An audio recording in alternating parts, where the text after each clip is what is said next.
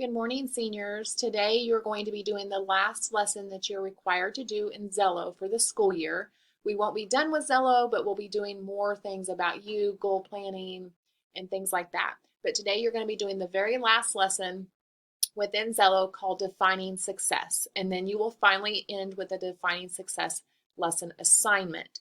You have to do two separate things in order to complete the entire part of Xello today.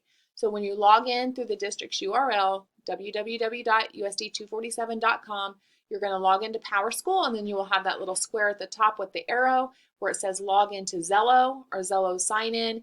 You will see Defining Success under Lessons. You will click on the Defining Success lesson, go through the series of questions, and then the little program that it talks about defining success, what it means to you, how you can feel success in your career. When you are finished with that, you will click Done, and then you will go to the right-hand side of your Xello dashboard and click Defining Success Lesson under Assignments. You're going to answer that question for me, turn it in, and then click Done.